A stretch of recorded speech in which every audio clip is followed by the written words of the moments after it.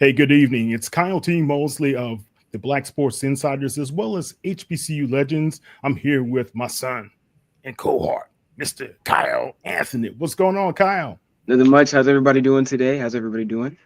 Good, good, good. Looking good, my buddy. Thank And we have a star power in the house tonight. You know, in Houston, with us social guys and us media guys, we just call him Hollywood. Oh, there we go.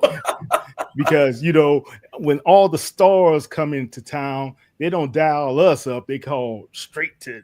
Can I speak to Nate Griffin? Oh, I see what kind of podcast this is gonna be. Hey. He gets all the stars. No, I'm hating. I'm hating seriously, but to be honest with you guys, that's love, man. That's not hate. That's love. I get it. Yeah, 100%. we got a lot of love for him because he never says no to a question, and he always gives us great advice. He's a big brother to me in the business, and I just highly respect everything that he does, especially on Fox. He's one of the best broadcasters and reporters that we have, especially early in the morning. He gets up like 3 in the morning. 2:30. You guys, Don't cheat him. 2:30, baby. Don't cheat him. Yeah, well, look, with over 30 years in the business, it's none other than Nate Griffin. How you doing, Nate? Man, I'm doing great. Good to be on here with the Kyle and the Kyle. The older Kyle and the young Kyle. It's kind of cool to do this.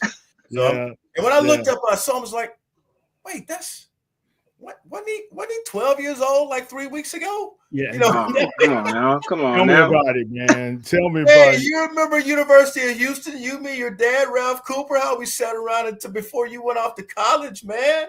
I do. You were working with your dad. That was crazy.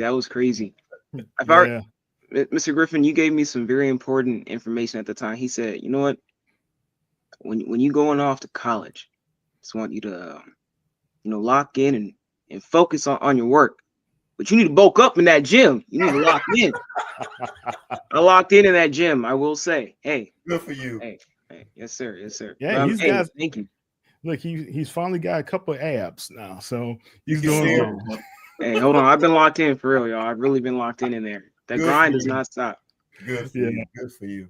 Well, guys, Nate, I guess the best way to start this off, you've covered all professional sports, collegiate sports, high school sports, intramural sports. It doesn't matter, any type of sports, but you have done it at a high level for such a long time. What's the secret? Well, prayer, number one. You got to have God in your life because you can't do it without him, number one. Number two, you have to have a support system. That's very important because, as you're a married man, so am I. And, if there's a problem when you need to do something versus when you need to get something for the family versus when you need to get work done. Yeah. And there's not a good relationship, that's a problem. So a lot of other things. And then you have to have good working relationships. That's the most important thing. Have good working relationships with your cohorts. And I think you can get some things done. The most important thing is to get the word out to the people. We are a vehicle of information, sports information for people who want it, who yearn it. So we try to make sure that we handle that need every day.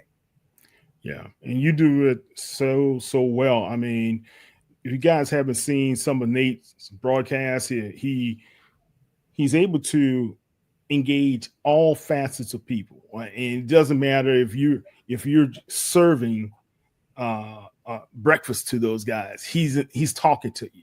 If you're just hanging out, hey guys, how y'all doing? He's got a lot of energy. He's talking to you, and people gravitate to you as well. I really admire that. Nate. Thank you. Yeah, Thank just keep up that. That's that old country Mississippi in me, man. That's what that is.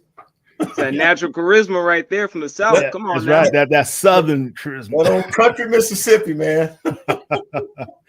Yeah. Now, Nate, you played ball, right? At Southern Mississippi. Yes, at sir. Southern Mississippi, Yes, sir. Golden Eagles. Yes, sir. Man, I used to But always JC ball too, Los McDonald's College. So we got it all. Yeah, you're right. You're right. I used to always love the Southern Eagles. Southern Mississippi when I was growing up in New Orleans because I just Yeah. like that nickname, Golden Eagles, so Yes, much, sir. right? Yes, sir. But the thing I noticed that when you didn't have the normal track to be able to get into journalism and broadcasting, tell everybody a little bit about how you got started. Well, it wasn't easy and it wasn't a smooth road. Again, I started at Southern Mississippi. I played there.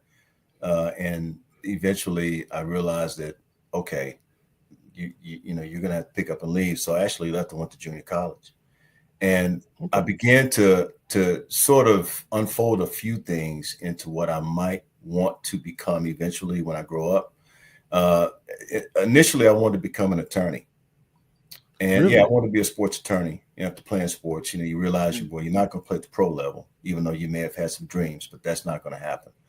And so I ended up coming to Texas after leaving California, and eventually got to law school. And I'm really taking a lot of shortcuts here because we don't have a whole lot of time to talk about me, but that was part of it. I went to law school and got there and realized that, well, I'm not sure if you want to be a lawyer. And at the moment I was making that decision, a friend interceded by the name of Jimmy Jacob. And he said, hey, I want you to come over to Texas Southern with me, the radio station, KTSU. Come over to KTSU. I want you to do something.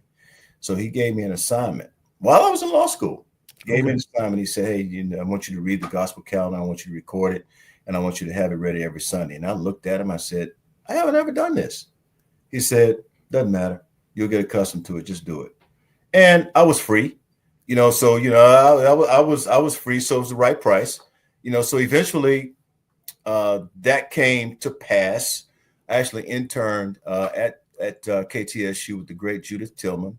She's no longer with us. As you well know, she married the great Fred Hickman. He's no longer with us, who was at CNN. So I interned there and once again got an opportunity at KPRC Channel 2. They had radio and television there. I went over there and interned with Mike and Anita. Mike Edmonds, Anita Martini, all those people, and Mickey Hobbs was there at the time. So you get to meet a collaboration of people, and then eventually got to KTRH, and that's when things started to really turn around and kind of give me a glimpse into the future. So 740 KTRH at the time, and I'll keep this short. They carried the Astros, the Rockets, and the Houston Oilers. Not the Texans. I'm going back a bit. Okay, yeah. Carried all three sports teams.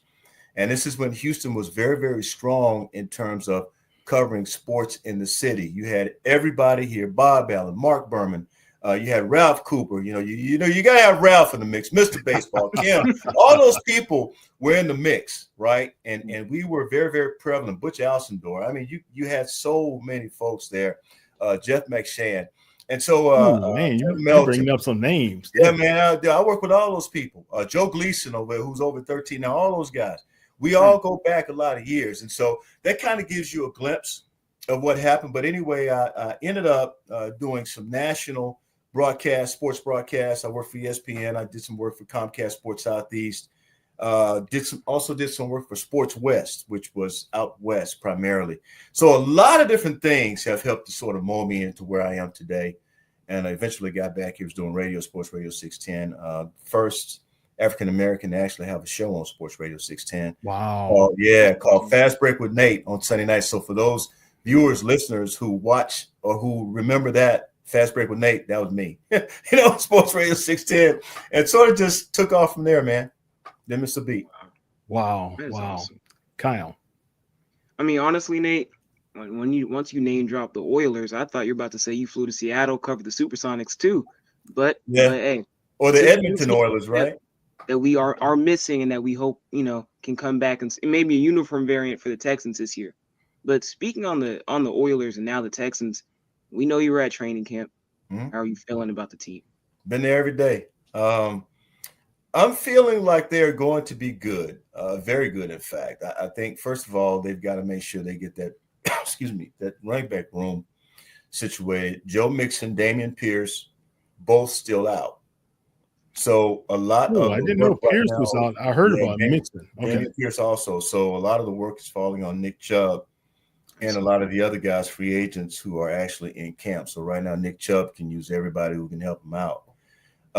That's pretty much what you have. The offensive line, I think, is going to be really good. It may take a couple of games before we see just how good they really are as a unit. And as you guys well know, the offensive line is the smartest group of guys on the field. That's the smartest position group on the field, the offensive line. They have to know all the calls. The center makes all the calls for the offensive line, and they all have to work together, but they work as a unit. So I'm really, really curious to see how they're going to work as a unit this year. A lot of guys that are new to the Texans.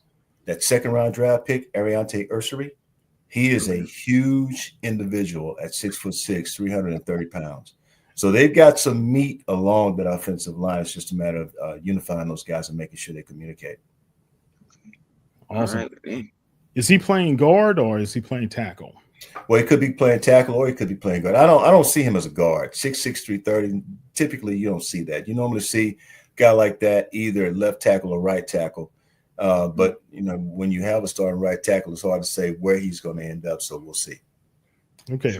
Third year for Mr. C.J. Stroud in Houston as the leader of the offense. Last year, some people say it was a slump, but I think it was the play call that had a lot to do with what was going on. Plus, he still had some injuries up front that he had to deal with as well. Right. How do you think this is one of those pivotal years for CJ, or it's just steady as you go? No.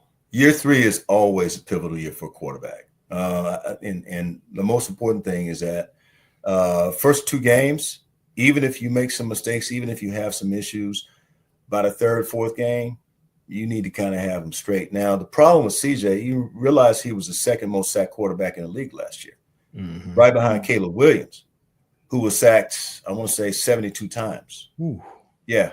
So that offensive line is going to really have to protect CJ Stroud this season. That's the big thing. Last year, remember, and I want to take you back to the Texans when they first came to Houston. Their quarterback was David Carr. What was the problem with the Texans at that time? He got sacked a whole lot. Yeah. He got sacked, got happy feet late in his career, and all of a sudden, down goes David Carr. And it was so sad to see because he was a great quarterback at Fresno State. And I thought that being, you know, a top pick, the first pick, you know, for the Houston Texans, I just knew this guy is going to be special. But the problem was the offensive line never could come together. Well, they've had that problem over the years. They've had some good offensive lines. But this season, I think they have a shot to be different. You can't have your franchise quarterback running or throwing for his life. Yeah. You're running for your life, and then you're throwing to try to get the ball out of your hands quickly so that you don't take a sack, get hit, get your head knocked off, you know, or get somebody's helmet planted in your chest. So he's got a shot to be pretty good this year, but that offensive line is critical. And if that offensive line is good, decent run game, if Nick Chubb can give us anything, if he can give us any resemblance of what he was when he was in Cleveland, oh yeah. Now there's your safety valve. Nick Chubb's your safety valve. Joe Mixon come back healthy. That's your safety valve. Damian Pierce is your third back. Yeah. You got a shot. Yeah. 3 1,000-yard rushes there, right? You got a shot to be pretty good as a quarterback. Yeah. Well, what about Titus Howard, our HBCU guy from Alabama State? How's he looking? Yeah, that's your right tackle right there. You know, I think the most important thing is that he understands his role now. He's been with the Texans long enough to understand his role. Also understand you got to stay healthy. And I was very pleased to see him come from the position that he came. Right, I was very pleased to see that he came from where he came from, and has done well with the Houston Texans in being a force on that right side. That's what he's going to have to do this season, because again, they're probably going to play 8 guys. And Titus Howard has to be one of them. Yeah, definitely. All right. That's the Houston Texans. That's just a quick overview of what we have seen the first few days of training camp. Kyle, I know the subject you love to talk about all the time is the Houston Rockets, and I know you have a couple of questions to throw at Mr. Nate Griffin. Well, I do. This isn't major news. I don't know if you know this, Nate. I really don't. I think this might be one of my first exclusive picks, but the Houston Rockets reacquired Kevin Durant. Yeah. Trade with the Suns, man. We let go of Jalen Green. We let go of Cam Whitmore. Okay. But my question is, with the scoop that I'm giving you about KD, I know you have no clue about this. Okay. No clue. With this insider too, Skip. I know nothing. I'm telling you, I know nothing. Nothing. Nothing. Nothing. I mean, looking at the squad, man. I know zero. I mean, what you think we can do this right here? Because I honestly think, this is going to be an amazing thing for the franchise. Genuinely. Well, at least this year, I don't know longevity wise how we're looking at things, but if we're looking for a championship within the next season or two, I believe that was a great move to get KD. Who doesn't want KD? Yeah, you got to have that guy. I think the one thing that you didn't want to do was give up the farm for him, and I don't think they gave up the farm. They gave up 5-2s and Dylan Brooks and a first round pick. But I think that the most important thing is that this year's first round pick, number 10. But I think the most important thing is that you have a guy who is an instant bucket, right? And KD is an instant bucket. Now, we've seen some of the workouts. We've seen a lot of workouts on social media. I am very interested and curious to watch him work out with the team. That's the most important thing. Everybody's talking about learning from this guy. Jabari Smith has talked about that, learning from KD. Everyone's excited. That's going to be a big front line. They're going to be they're going to have a big backcourt and a big front line. They're going to be a big team. The only thing I hated, and Kyle, you probably saw my post on Facebook, I began to love me some Dylan Brooks, man. Everybody did, yeah. Man, I'm telling you, and you know why? Because I didn't like him at first. When I first heard about, the Texans, that the Rockets were going to sign him, bring him into camp, I said, Dylan Brooks, no, not Dylan Brooks. That was me the whole time. And I go on the air, and I had to be stone-faced. I really did. I had to be stone-faced. The Rockets are considering bringing in Dylan Brooks. I put some emphasis on the last name, right? Brooks. And nobody knew, but inside of me, I'm like, inside you were seething. I'm like, come on, Coach Emo. What you thinking? Come on, Coach Emo. What are you thinking? All of a sudden, this guy started to become my favorite villain. Yeah. And I was watching how he was sacrificing his body, how he was actually defending guys and hitting the three. Dylan Brooks was knocking down 3-pointers. Going to the basket. He didn't mind taking the hard foul. Yeah. He would deliver the hard foul. He was doing things to inspire his teammates up and down the floor, making big plays, passes. Yeah. The guy was passing. I'm talking about passing well. Working with Alperen Şengün and Jabari, and those guys, and even Jalen. When Jalen wasn't hot, who was hot? Dylan Brooks. Dylan Brooks. Dylan the villain. Dylan the villain was hot. So I miss him. Man. I hate that. If they could have kept Dylan, because you always have to have that dog, right? You got to have that DAWG, man. That's and right. Dylan Brooks was that dog. Now the question is, they got a couple of guys who can be the dog, but who's gonna step up? You can't have one of your top players as your dog, man. Armand can't be the dog. Right. Armand cannot be the dog. He can stand up for himself, but he can't be that guy. He's got to be on the floor 100% of the time, either playing defense, running a team, getting up and down the floor. I love his court presence.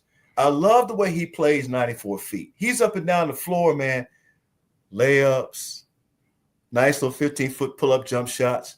I love how he does that. He doesn't take a whole lot of threes. You don't want to see him doing that, but he does those other things that give that actually gives the Rockets a tough inside presence. That's what you need. Yeah. I mean, Yeah. true. For a while, we were playing small ball. Small ball, he's good. Well, you can actually have him in the small ball game, and I love the fact that Jabari Smith is also going to be that guy. Right. Tari, what is Tari going to give you? Tari's going to give you something special. The guy, there's another guy I hate they let go, Cam. I hate they let go of Cam because I think Cam could have been that dog. I really do, that DAWG. But Cam has to see Cam. Okay, all right. Cam. So Jalen was a number 3 pick. Two, I think. Two or Was three. it Two. I think it was two. So Jalen was the number 2 pick, right? Cam was the number 20 pick. I won't forget that. Cam was the number 20 pick, and I'm thinking, ooh, he should. If they had been able, and I know it's tough. When you got 2 and 20, it's hard to maneuver because somebody was going to want that 2 if you asked to move up from 20. But Cam probably should have gone higher, and he thought that. That's what he felt. He felt. Yeah, that. Remember he dropped. He was dropping. Yes, he dropped. I forgot why he was dropping. Was it some negative press came out? Yeah, it was some negative press, and that's what kind of magnified itself while he was with the team. But I still believe he's a more talented Dylan Brooks. And I say that with a lot of respect to Dylan. He's a little bit more talented than Dylan Brooks on the scoring end, I do believe, in terms of athleticism. Dylan Brooks, man, he gave you all he had with that body, and I'm going to miss him. Dylan, I love you, man. If you're watching this podcast, believe me, I love you, brother. I miss you, man. Trust me, I miss you. But I'm going to say this, guys. I think you're right. You do need somebody who has that grit, yes, who can get down and dirty and be able to play that spot. You're going to find somebody. There's going to be somebody out there eventually through the waivers or whatever, or some sort of trade. So it's still up in the air. This is not a complete team, right? Yeah, the Rockets already have him on their bench. I think it's not maybe one more guy. I know that they signed a guy a couple of days ago, but I think this team is going to be a well-rounded. I mean, Udoka is going to have a really, really good team. The kind of team that he wants. It's going to be in his mold. Yeah. Very physical. I think Coach he's chomping at the bit right now. He is. Yeah. It's football season right now, Coach. Even though we don't want to admit it, it's actually football season. See, I like baseball season. Excuse me, allow me to go into my diatribe because I'm a little angry right now. I'm not ready for football. This is the segue into baseball. So go ahead. I'm enjoying baseball season right now. I'm never in when the Astros are playing well. I'm never in a hurry to go into basically in the football season. But here we are, college football, the NFL football, NFL season, college football season. I am not ready, and then I'll be getting calls from coaches, high school coaches. Hey, you coming out to cover my game? Hey, you coming over for Friday Football Fever? Hey, when are we going to see you, Coach? It's good to have these kinds of relationships, man. But I'm telling you, I'm in no hurry, man, for football because I'm really enjoying baseball season. Framber Valdez, 1,000 strikeouts Monday night. Look, man, everything they've been doing, and they lose. They lose 2-1. Yeah. But look, you got to like what you see in the Astros, especially all the injuries they've persevered through. They're still at the top. Whole teams on the injury list. It's just crazy. And to have the rookie to call up the rookies, and he hit those 3 home runs in 3 days. I mean, it was really so good to see. I was so proud of him, man. And Houston on.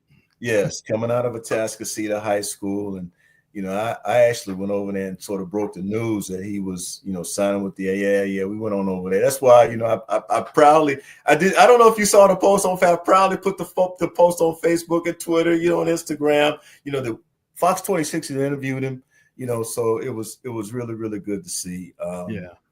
Now, on the positive side, Jeremy Pena has been moved to AAA Sugar Land. He actually played his first game of rehab last night. Last night being Monday night.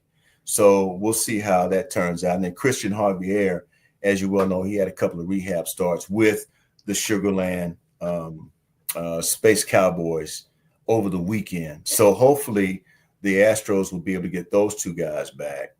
The problem is now Christian Walker. and Isaac Paredes, who's you got about between 15 and 19 guys on the injured list. Yeah, that's a lot of guys. Those are your stars. Yeah, those are your stars, and you're asking Jose Altuve, to hold up the team and be that guy, and that's tough. It is. It's tough, but he's been hitting those. He's still hitting, right? Well, not last night. Yeah, I mean, he can't hit all the time, guys. Well, the Astros have lost 5 games in a row. You realize they lost 9 out of 10 at home. They were really hot. They were. I mean, but baseball is a game of streaks, right? Boston Red Sox went on an 11-game, win streak. It happens if you look around the league. Baseball is a game of streak. Dodgers won 67 in a row. All of a sudden, they went back. And you guys know how I feel about the Dodgers, right? Born in Los Angeles. I'm a Mississippi country boy, but born in Los Angeles. And my first game was Chavez Ravine. Really? My first game. Yeah, 6 years old. My dad took me to see the Dodgers when I was 6. So, I'm a Dodgers fan, man. First and foremost, I cover the Astros. So it is what it is. But, my love for those 2 teams. But, yeah, baseball's a game of streaks. So, you're going to see them go on 10-game win streaks like we saw, and this 5-game losing streak, man, that's 5 games. And you just can't do that. Yeah. Well, hopefully we get the health of the team back, especially the next couple of months headed into that home stretch, right? That's the important. Well, if you really want to speak honestly about that, as of last night, and let me check to be sure, because I want to say as of last night that the Astros are 3 games ahead, right? Or 2.5 games ahead. They are. We're going to give them correct information here, and the Astros right now are 3 games ahead of the Seattle Mariners. And I don't know if you noticed or not, but the Seattle Mariners are playing pretty good baseball right now, and that's what scares me the most. Kyle, I see the angst on your face, man. It's gonna be okay. Oh no, I'm fine. No. Hey, after being an Astros fan is not for the faint of heart. We all know this. So like these times and these periods, while they are really upsetting, I just have to thank God and say, isn't it amazing that Sugarland Space Cowboys are pretty much just the Houston Astros right now? You make a very good point, Kyle. That's all I can say is I'm happy that we're at least competitive. A 2-1 loss, I'll take that with the injuries we have. But I want us to strive for greatness regardless. That is, at the end of the day, we do need to win. That is the goal. So if we can maintain. I mean, the diatribe is sweet, right? But we need guys to hit the ball. I mean, Bryce Matthews didn't have a good series over the weekend after having a great series out in Arizona. He needs to have a good series. We need to see other guys stepping up and hitting the ball well. Trammell, we see all those guys hitting the ball well. All right, awesome. All right, let's talk a little bit about what's happening in college football. Training camps kick off. Texas Southern, Prairie Tomorrow morning. Rice. Yeah, U Rice of H. Friday morning. U of H kicked off this morning. We're talking some great. Don't forget about Houston Christian. You're right. And Prairie View A&M University, who you have picked by 3 over Texas Southern. What's this, man? You and Wait a minute. Who said that? I told you. You and Coop getting me in some hot water. That's right. You're gonna be in some hot water. I'm telling you right now. I said it. Yes, I said it. Hey, Kyle, what did you say? He took off the glasses. You see it? Wait a minute. Break it down for me. What did he say? So no. This is what happened. Did you hear what? This is what happened. No, y'all be quiet. This is what happened. Okay. 2 months ago, Coop, I'm on the program. All right, Mosley. At this point, who would you say has the favorite to win again between Texas Southern? Let me see if I can do this. Let me see if I can do this like Ralph would do it. Mosley. Who would you say?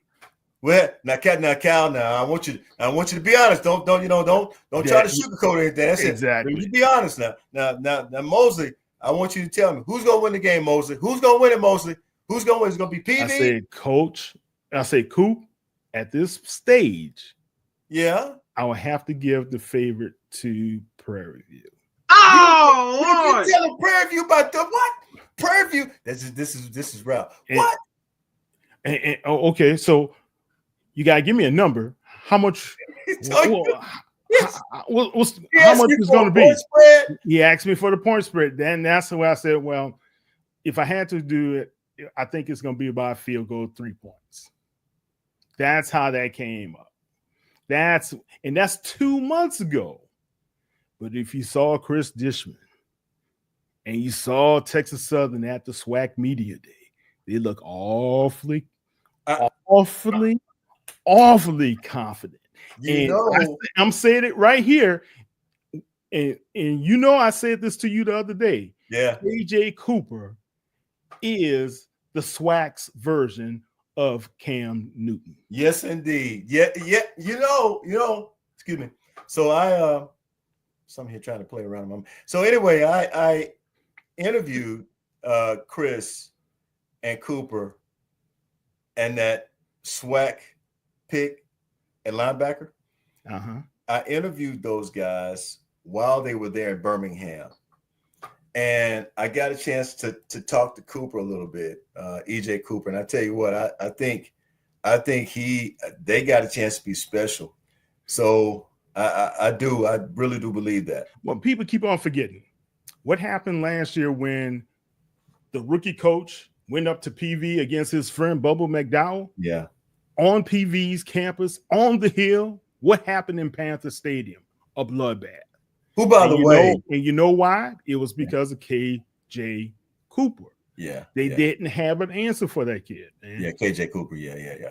The way he was spinning the ball, the way he was running the ball, that size, that presence is Cam Newton-esque. I don't care what you say. He has something that is going to make it very difficult for defenders to be able to make these business decisions. By the way, you just mentioned Bubba McDowell. He should definitely be working right now. Definitely. Not, he should. It's ludicrous that he's not. It is. It's a shame. He should be working right now. If he's not, I guess I spoke with him, and I know I'm taking you off topic a little bit there. I spoke with him. I want to say last week, and he was out of town. Told me to get back with me. But in regards to this game, PV versus Texas Southern, KJ is going to be a difference maker in this game. And they also have the offensive line to block for KJ. So, anyone who's thinking, and Tremaine Jackson, I think he's going to be a great coach. I really do. He said himself, did you hear what he said during the SWAC media days? Oh, he said so many things. Well, he talked about the prediction for his team. He said that they were going to finish last. He said that. Now, whether or not I believe that coming from him, does he really believe that his team is going to finish last? Not one bit. Other than having interviewed him, I've not watched one of his press conferences, right? While he was. Don't believe it. He does not believe his team is finishing last. He's throwing. I don't know what he's throwing. I don't know what that is. I have no idea. He's throwing you off he's throwing you off the scent. That's all. Strategizing. That's it. Yeah. So this is war. Look, I made the statement a couple of weeks ago, and I'm gonna make it again. By week 6, either PV or Texas Southern will be at the top spot in the SWAC West. Okay. A lot of people believe Southern is going to be there.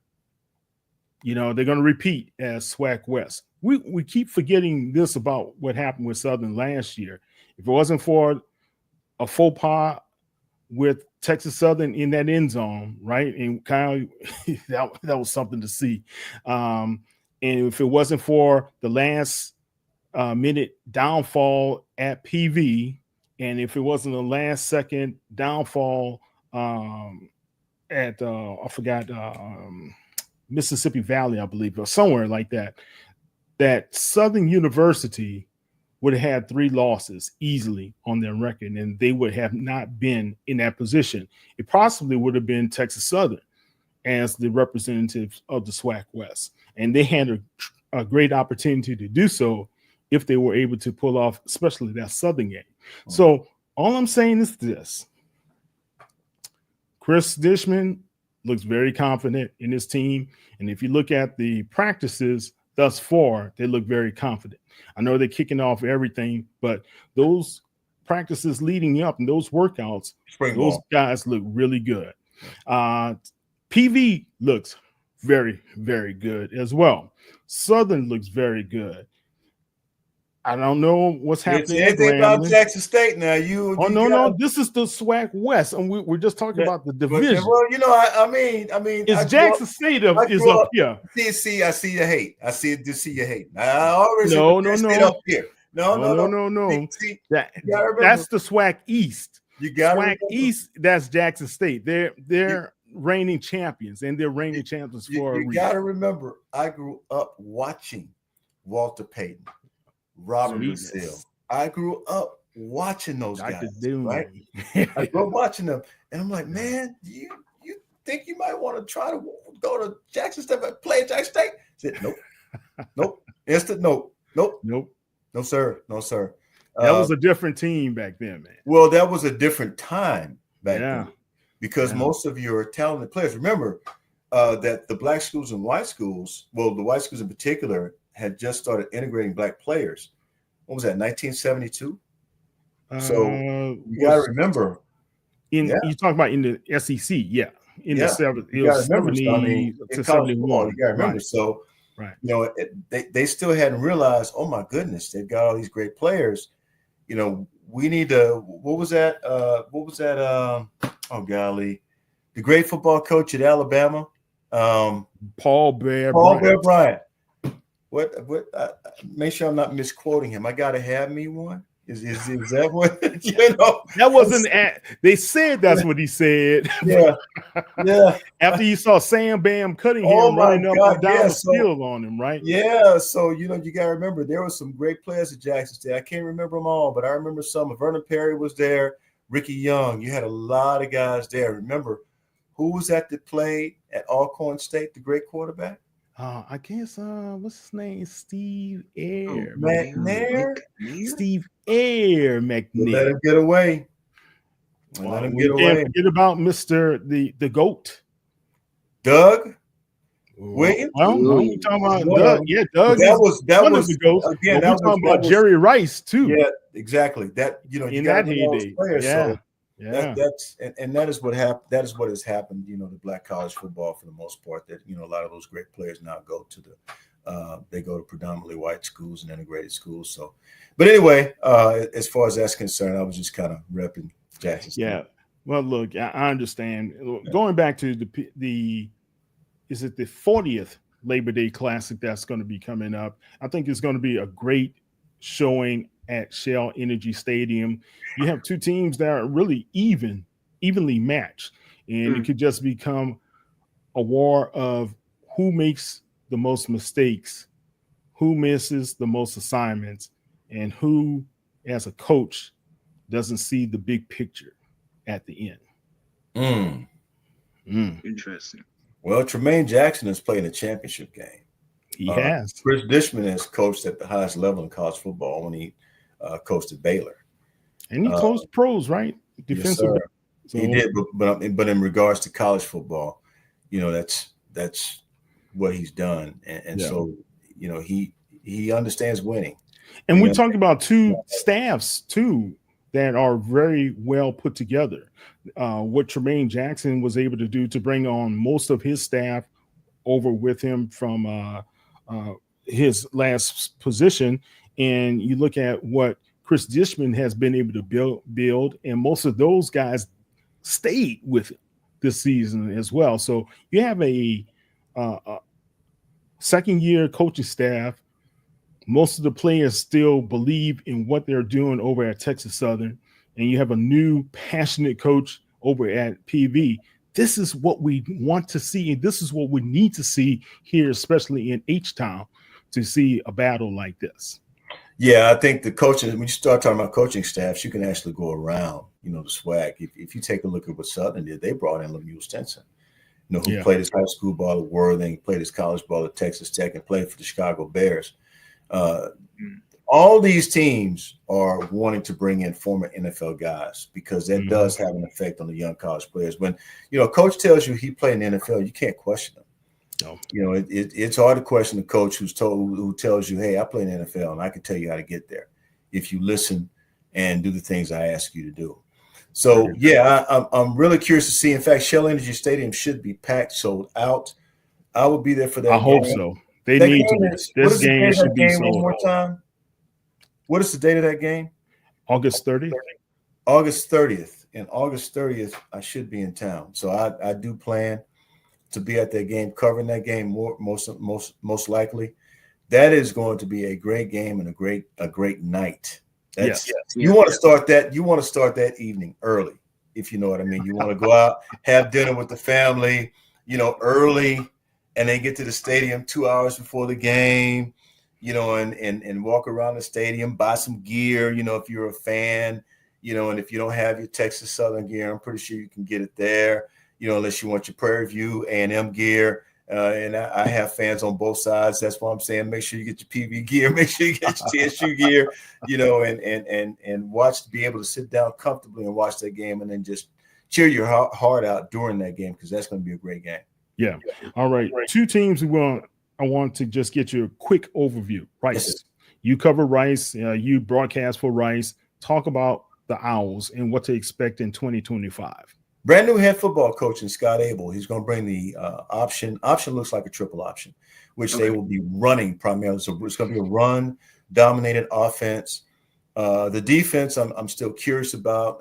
I think until I get to camp, and I've seen the spring workouts. I've also seen the workouts leading up to training camp, which starts Friday. I'm very excited about this team. I think I'm going to say in Scott Abel's first year, as he was able to do at Duke before coming and, here, not Duke. I'm sorry. He wasn't Duke. It was, I forgot. He was at Davidson. He was at Davidson. As he did at Davidson, he was able to get that team to its highest ranking ever. And so I assume that he is going to bring that same type of fierceness. And having talked to the man is a 24-hour energy ball. I do believe he's just got more energy than me. So, he's pretty amazing. He has a really, really good coaching staff.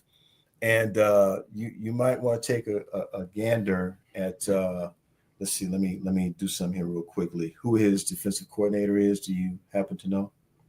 Let's see. His football coaches are, let's see here. You don't know who his Rice defensive coordinator?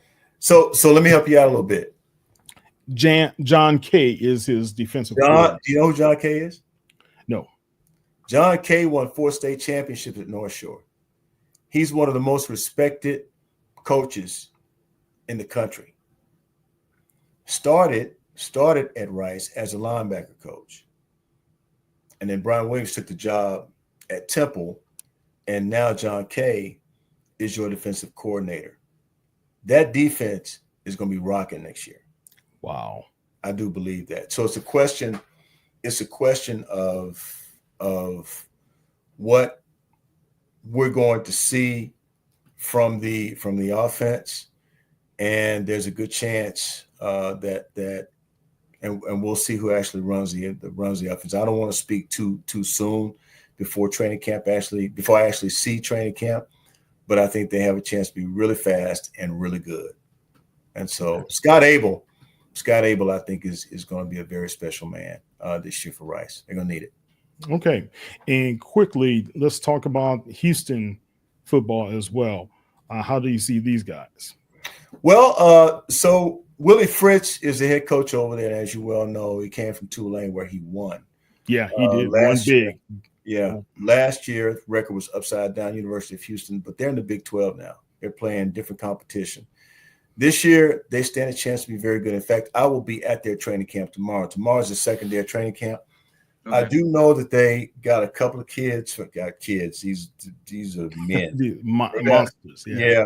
They got a couple of men from Fulshire playing defensive end. Rice And the Rice is one of them, and Chance Bryant is the other one. And I know those guys will be great, but I think they also have an opportunity to be great at every position because of what they experienced in the Big 12 last year. They know what they expect this year. Should be a much better team. So I'll get a chance to visit with Willie Fritz tomorrow. I'll have my eyes on that team, and I'll be able to tell you a little bit more once I see them. But I think they got a chance to be good too. You should bring an intern with you over there. You need an intern over there. Actually, I have two. I have two interns, and neither one of them look like the one you're trying to send to me. So sorry about that. Sorry about that, young fella, but I already got my share of interns for now. You know? Oh my goodness. Yeah. We'll work something out a little bit later, but not tomorrow. Oh my goodness. No, Hey, that's a good way of putting it, right? So we're just gonna leave it like that. Yeah, they're ready. I tell you what, they're ready to get to work because they haven't been able to go to Texas training camp, and they're like, "We're ready to get back to work." That's exactly the way, because we got that kind of relationship now. It's more like a father-daughter relationship, you know. With my young interns, I got two of them, and boy, they work hard, and I am very, very thrilled to be working with them. They are so much fun. They really are. We'll get you in there, young fella. Hey, for sure. There's going to be a big game September 12th when Coach Prime in Colorado comes into TDECU Stadium. Hey, real quick, that's going to prayers for Coach Prime. Prayers for Coach on his health, man. Wishing him congratulations on his recovery as well. Yeah, man. I like the braggadocious Coach Prime. I like that guy, you know, because you got to remember when God puts a commitment on your heart, you know, you're it, you know, and this guy is, to me, he's special. He played the game. He played like he talked. And I have no issue with that. When you play like you talk, when you play and you can back it up, got no issues with me, man. So I'm praying for his health and his well-being. Hope he comes back strong. Fellow cancer survivor. Yes. Yeah, there you go. You know a little bit about that. Yeah, definitely. What do you think about Shedeur? What's going on with him? Right now, Kenny Pickett is sidelined with a hamstring. Shedeur is beating everybody in that quarterback room as far as completions as well as touchdown passes through the first 6 days of training camps for the Browns. What's your thoughts? Love Shedeur. He's showing leadership. He is changing the minds of the naysayers, the people who didn't necessarily like him initially. I think he's changing their minds, and they're starting to see this guy's everything we didn't think he really is. And he's come to Cleveland, shown a very workmanlike attitude, showed it in his play, showed he was ready. And based on everything I'm seeing and hearing, he's running an offense with a lot of efficiency, and that's the main thing. If you can run the offense with efficiency, you're actually beating everybody else out. And I didn't think Kenny Pickett would be that much competition for him anyway. I do know that they have a Super Bowl winning quarterback on that roster, but at the same time, I think right now it could be Shedeur's time, depending on what he does. What he does in the preseason, and I do want to see him in a preseason game or two. If people think that the 3 preseason games are they are a waste of time, let me say this to you. The first preseason game is for the starters to get the rust off. The second preseason game is for the coaches to see that the starters have gotten the rust off. And you don't want them playing any more than probably a half. The third preseason game is for all those free agents to try and secure a spot on the team. So you need all 3 preseason games and the NFL got it right. 17 regular season games, that's quite a bit. But the 3 preseason games, you need them all. And certainly I think Shedeur, if he can show us in the first preseason game and a half that he can shine, complete passes, and be efficient with the football, I think he's got the shot to start. Yeah. I was telling people you cannot discount this young man. He's a 5th round draft pick. Yeah. But all the kids shouldn't have been. Now, Kyle, did you see the video of Shedeur coming out today, all those kids were ready to be able to dap him up and shake his hand. And one kid he did a high five to. The kid kept his hand up like, oh my God, I just touched Shedeur Sanders. Well, because I feel like a lot of people, his naysayers, they didn't actually watch him play at Colorado. As somebody who was an avid Colorado watcher, I watched every game when Shedeur and Travis were there, and I will continue to do so with Julian Lewis, hopefully becoming their quarterback throughout the next 4 years of his college career. The man was so smooth when he had the ball in his hand, even under pressure, because his offensive line was just that was the biggest difficulty watching that Colorado team was that O-line. There wasn't time to get the ball out to Travis, and when he did, you're seeing extraordinary plays. So when you take his caliber of passing and hit the entire list of plays that he has made that were great, and then you look at the ones that people aren't actually looking at that were phenomenal, but because they were in a smaller sample size, it just goes to show how many people are just hating possibly because of his last name. And just because his father was so outspoken at the time. Well, Deion's never going to stop being outspoken. He won't stop being outspoken. But also, like Shedeur said, someone had to throw the football to Travis. He did get the Heisman, right? That's exactly right. Somebody had to throw the football to him. I'm just curious. I'm curious to see if the Browns are actually okay. Let's just go ahead and start Joe Flacco. That's what they're going to do. And take care of Shedeur for now. Let him sit on the bench for about 4 or 5 games. You got a feeling, though, regardless of the amount of games that he sits, he'll be patient and probably won't say a word. No.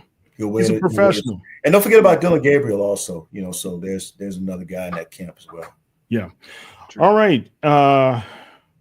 Right now, there's plenty of excitement, and you've been through some exciting times in the Houston area when it comes to sports. You've seen championships from the Comets, from the Rockets, from the Astros. How do you feel about what's happening with the Houston sports scene right now as an overview? I like it. I had to stop and pause for a second. I like I like everything I'm seeing. I would like to see the Texans at least get to the AFC Championship game. I think that would sort of turn some things for Houston.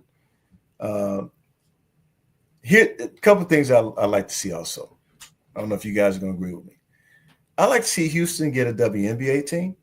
I would as well. I couldn't understand why they did not put the Comets in this last go around. So go ahead. Yeah, but possibly because of what happened with the Comets.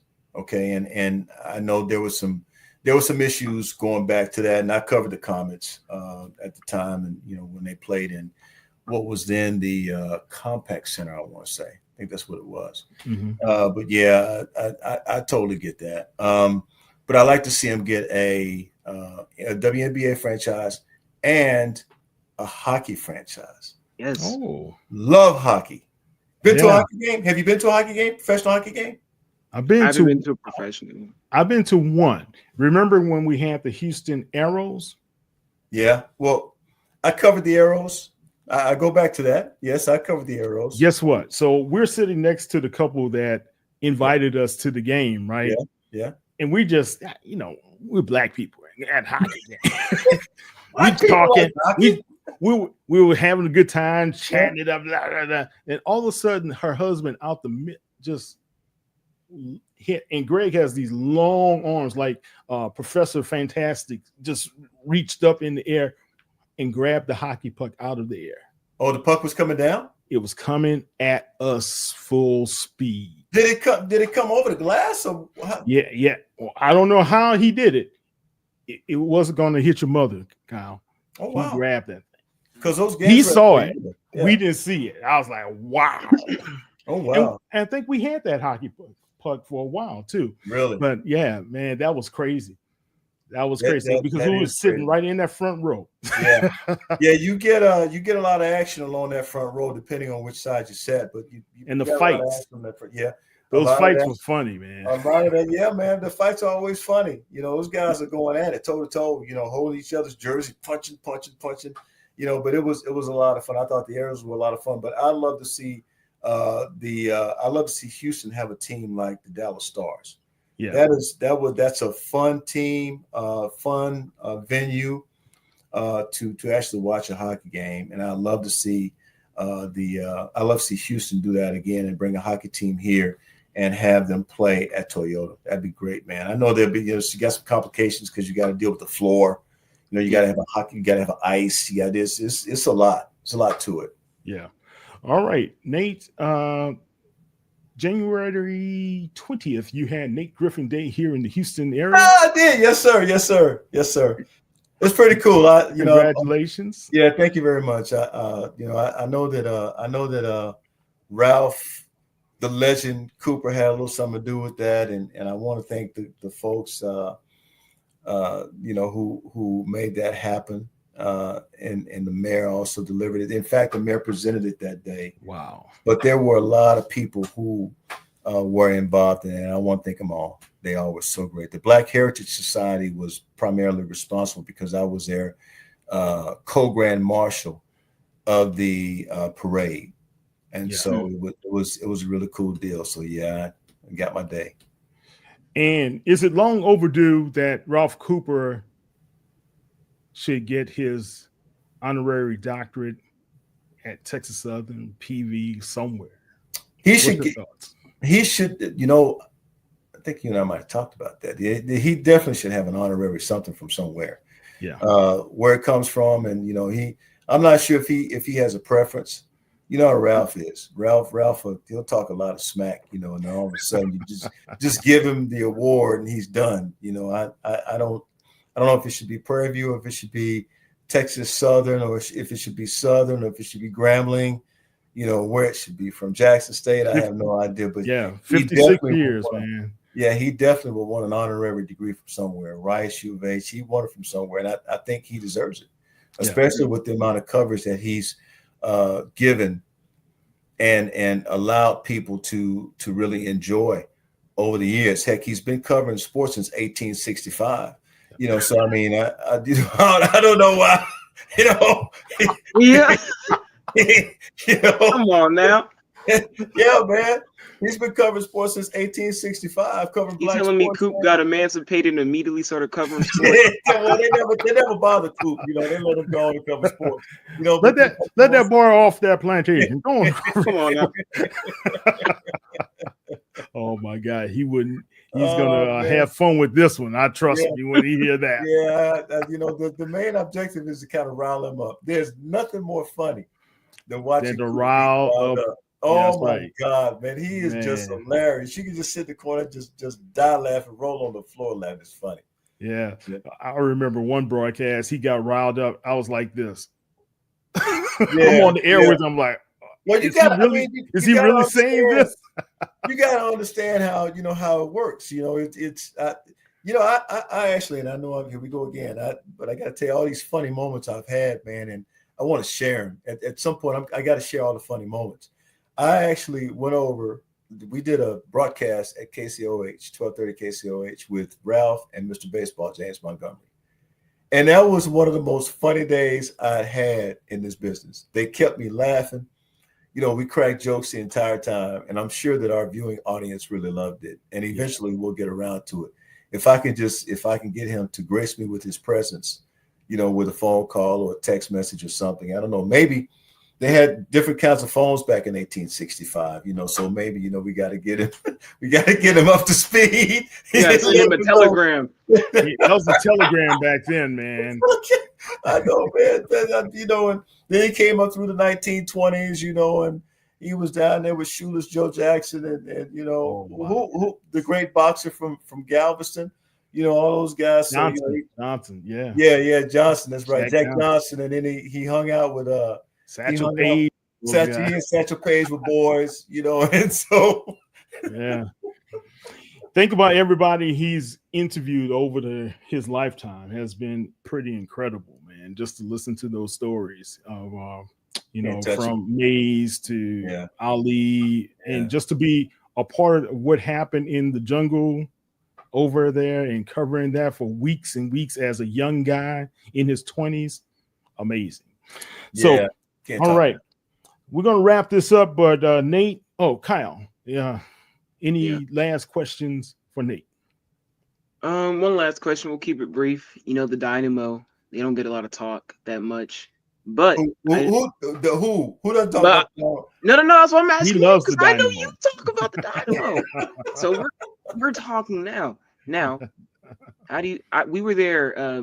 I went and covered 713 night when they did their H Town celebration on. I think that was the 19th, and Mike Jones performed. I want to ask you a question. How do you feel about the Dynamo connecting to the city's culture? Because I feel like they go out of their way to really ultra connect with the city's culture, especially some of the more hip hop parts of the city. And I wanted to hear your opinion on that compared to like our other teams and the way they go about that. So let me get your viewing audience up to date. You know, Leagues Cup starts tonight. Mm. And they play Tigres tonight. So it'll Yeah. be Dynamo hosting Tigres at Shell Energy Stadium tonight. I'll have those results in the morning. But it may have some tonight that I'll tweet out. But I think that the most important part is that they are trying to connect with every aspect of the city. That's what they're trying to do. Now, what I do notice with the Dynamo and Dash games, seemingly you have a more international audience when they bring the bigger matches to Houston. You know, that's what you have. Like you know, in a year we're going to have the FIFA World Cup, Right. which is going to be carried by Fox. Right? So you've got it all, and they bring it all here. And like tonight, you know, Leagues Cup here, international teams here to play the Dynamo. And by the way, the Dynamo are undefeated at Shell Energy Stadium in international play. So Really? they do well with international play. So they'll probably have a nice crowd there tonight.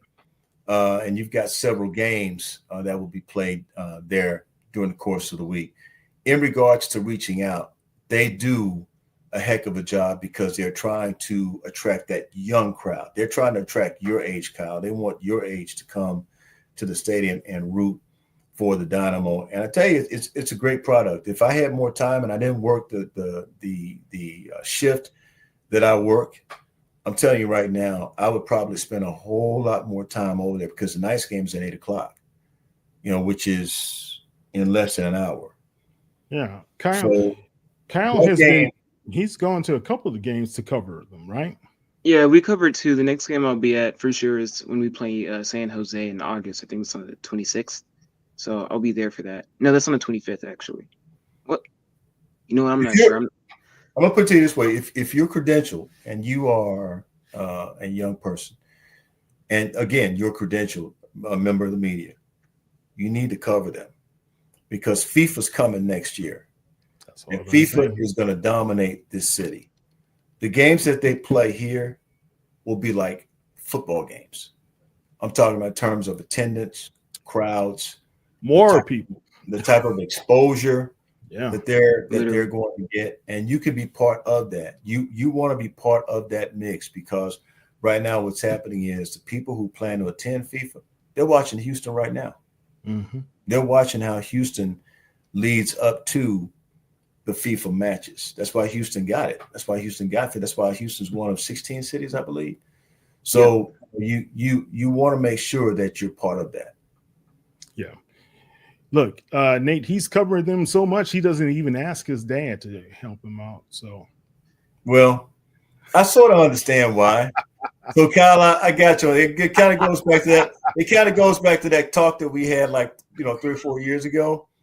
Kyle, I don't blame you one bit. I wouldn't invite him either. I just go, because I mean, a lot of entertainment spots, Kyle. When you get done covering the game, you do your post game, stuff. I go straight home for everybody watching. I go straight to the crib. We're writing and we're editing once we get back home, y'all. Yeah. Okay. We haven't seen one. Okay, but anyway, we'll talk about that later. Look, hey, I'm writing my culture articles. The first time, Nate, he got home real late.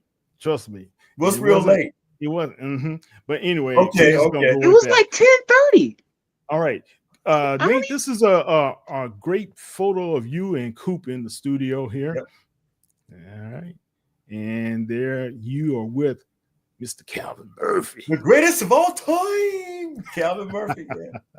That's how he relates himself. You know who that is. And you with Fitty. Yeah, Fitty, man. Fitty, a good dude. Fitty. He's a good dude. He's calling Houston hometown now, right? Yeah. He's made Houston home. That's awesome. There you are at the Rice games. Yes, sir. Rice basketball. We're calling Rice basketball there. Yep. All right. That's going to be a good shot. Yeah, that's over. That's Black Walnut Cafe in Rice Village, where I go and hold my shows oftentimes.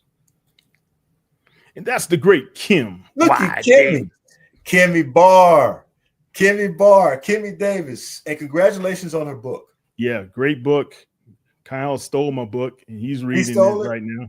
I asked politely for a copy. I was met with, you borrow mine. Resistance. Bring it back when I'm not done yet. Give me time. Well, youngster, I think I'll never see that book again. So I'm gonna have to try to get another one from Kim. So whatever you're paying him, Kyle, you need to Kyle Jr., you need to go and purchase a book from Miss Davis, man. Purchase one from her. Have y'all had a Kim bar yet? He and Kim, she'll do anything for Kyle. I'm just saying that she'll do anything. I got a loves Kim. She'll do anything with Kim, but anything for him. I need her to do some more stuff for me. I need more Kimmy. Have y'all had a Kimmy bar? Well, yeah, we had her on last month. We did an interview with her. Have you had one of her Kimmy bars? Oh, no. We have. Oh, dude. I'm telling you right now, you got to have a Kimmy bar. Really? Okay. Yes. Okay. Oh, she says she'll cook for us. She can make some serious Kimmy bars, man. Really? Kimmy bar, they are great. Yes. I heard her gumbo is the bomb as well. So she can flat out cook. But her Kimmy bars, man, I almost ate one on the air. We were on the air since I almost ate it. We was here doing live shots. She gave it to me. I kept looking at it. I'm thinking about eating that thing right now. All right. And there he is.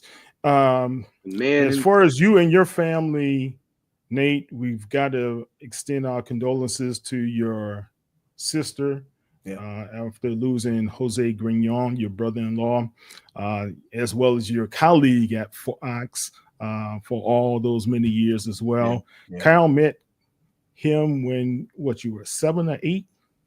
Yeah, I was doing the Martin Luther King Jr. oratory. I was on for, I think he was a guest.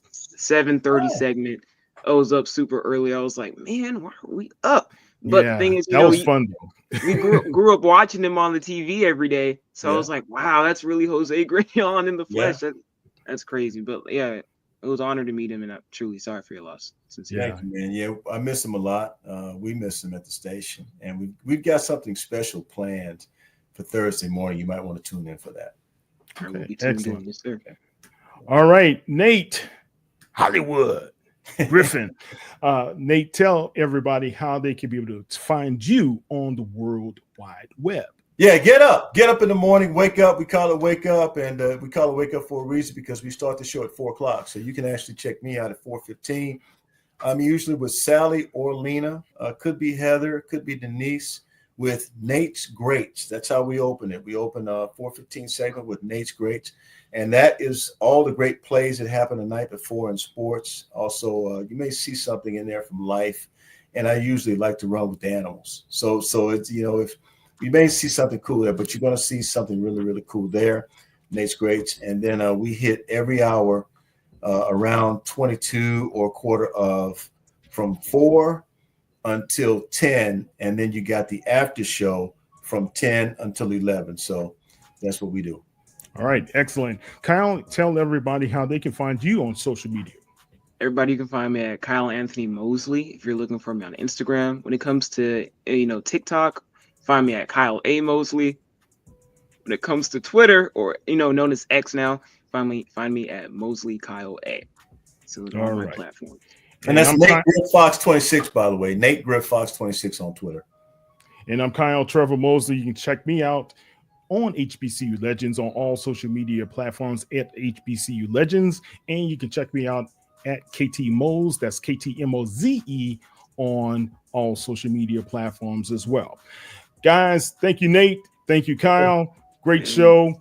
We're going to be following up with Big Brother Nate throughout the season, and check him out. You're going to get to know more about him as well as what he does for Houston sports. Thanks for All right, having me. you guys have a great one. Take care.